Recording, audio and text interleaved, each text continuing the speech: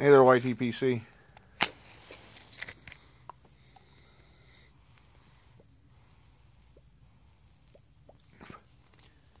Peddler Piper here, doing a VR to Michel Baruch on his Chi-Squared giveaway. Quick stock check.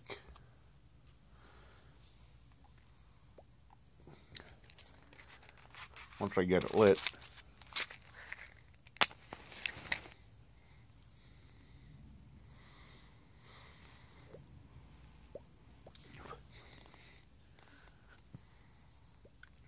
Smoking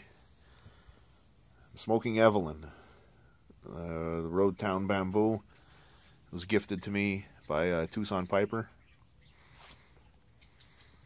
And in it I've got a bowl of 1Q. So, for his giveaway, Michel wants us to talk about our favorite charitable organization. Now, in his video, he said something that's an organization that's working to better the lives of humans, if I remember correctly, something to that effect.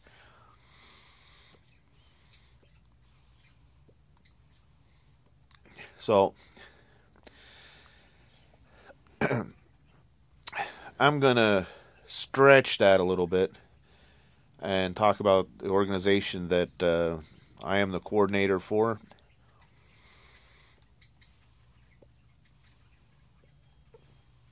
Does not help humans directly, but it does help to better their lives through their pets. So, I am the coordinator for our county's animal response team. And the mission statement is, we provide emergency shelter and rescue to animals during times of disaster. And that's companion animals and equine and livestock.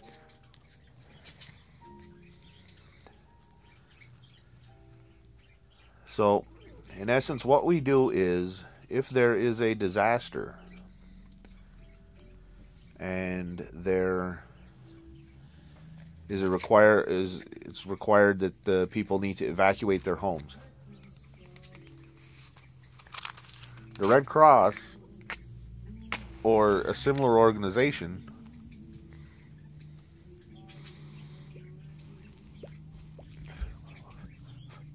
will set up a shelter for the people, but with the exception of service animals, you cannot take pets into those shelters. So that's where we come in. We'll come in and we'll set up an emergency animal shelter in the same general location as the human shelter, and people can evacuate with their pets. They'll come to our shelter. They'll check in their pets. We have some paperwork we fill out so that we can make sure that the right pet stays with the right people, that nothing gets lost, and we will house and care for the pets during the disaster. When the disaster's over, when people are allowed to return to their homes or return to their lives, they come back to the shelter, they pick up their pets, and they're on their way. We're not an SPCA. We don't do adoptions or anything like that. The pet never leaves your ownership. We just care for them. And one of the reasons we set up the shelter in close proximity to the human shelter is so that you can come and help care for your pet while they're in our care, because it's going to be a traumatic experience for them just as much as it is for you. So you can come, you can take your pet for a walk. You can, feed your pet. Obviously, if you're unable to do that, we will do that for you. But it's always better if the owner can come and do that. It relieves some of the burden from us, because we are an all-volunteer organization. Plus, it's better for you and better for the pet. The pet is dealing with its owner, so it's somebody that it knows and loves and is comfortable with, as opposed to some stranger that's taking it in and out of the cage. We don't like to really use the term cage, although we use the term crate, which doesn't sound any better. But we have numerous of the collapsible wire crates that are for animals, and that's what we use. We set them up.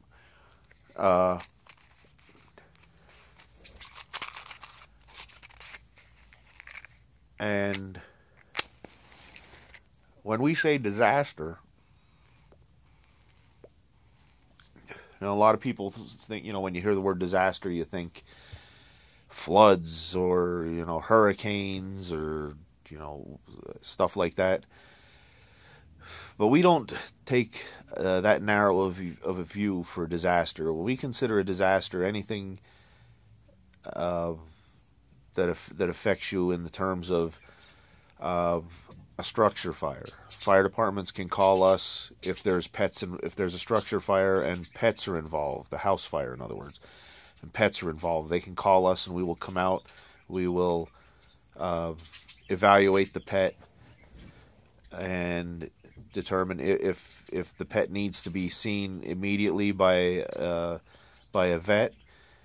We have vets that work with us, and we'll transport the pet to the vet, and they can get some emergency care if needed.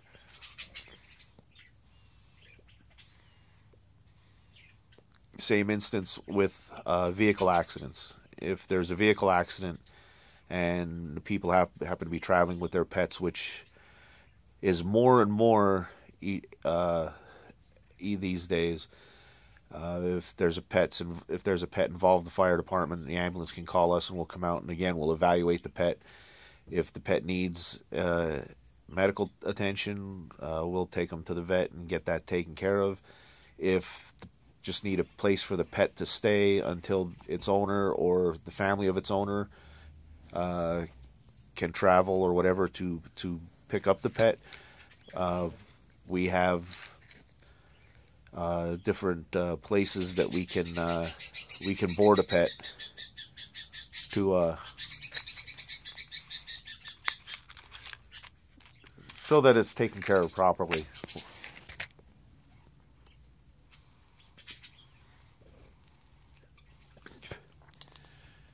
We're also trained in rescue of livestock and equine rescue, large animal rescue, which we have equipment to be able to lift a horse if it's down for whatever reason. We have a special sling that is made specifically for lifting large animals. We have a haul system of ropes and pulleys that we can use. We have a special mud kit for mud rescue where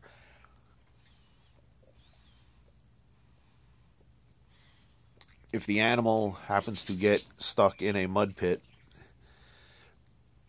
the biggest problem with trying to get the animal out is mud creates a suction.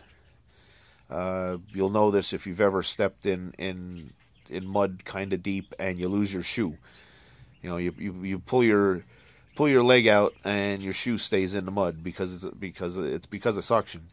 So we have a special kit that we have that actually it's 4 PVC pipes with air fittings on the end, and you slide the pipes down along the legs of the animal, and then they hook up to an air compressor, and in conjunction with the sling and such to do a lift, we when we're ready to actually do the lift, we shoot a blast of air, and that breaks the suction from the mud, and we're able to lift the animal out of the mud and get it to safety. And the reason I say that this affects humans is because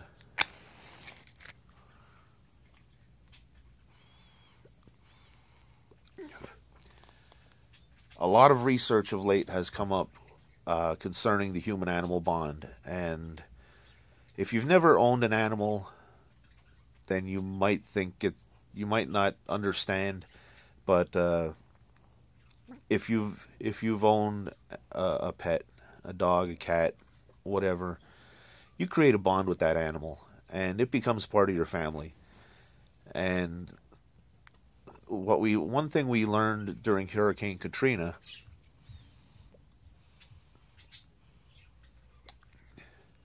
and the evacuation that had to be done down there, the number one reason people refuse to evacuate their homes is if they're told they can't take their pets with them. And that's why a lot of people didn't evacuate during Katrina. Once this was really truly understood and discovered, the government actually took action and created what's known as the Pets Act. And basically what the Pets Act is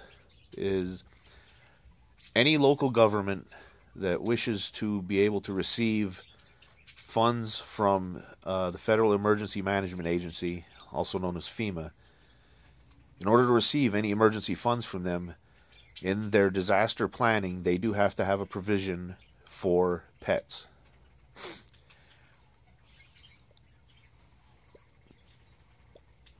In some instances, that might be a local SPCA that's contracted with your local municipality or whatever. In our area, in our county, we fill that need, and we fill the need for the county, plus we are part of our state's animal response team. So we can go to other counties to assist other counties if needed. So I believe that my charity fits in your parameters, Michelle. I'm hoping it does. If it doesn't, okay, But we provide a definite we service a need, and we help people with pets in order to help their lives be better.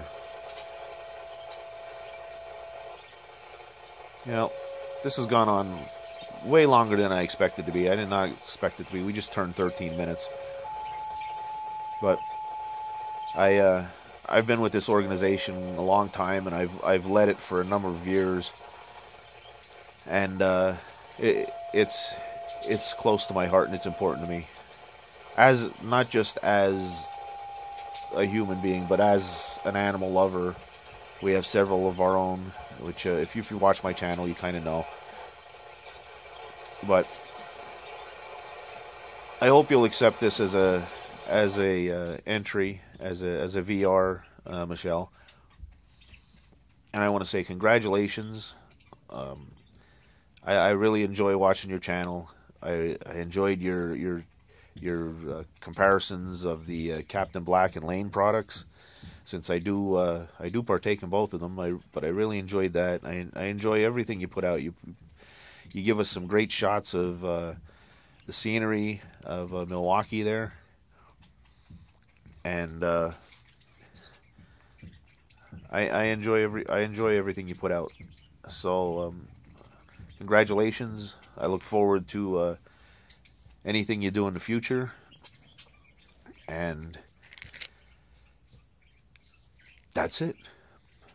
Have a great day. Have a better one tomorrow.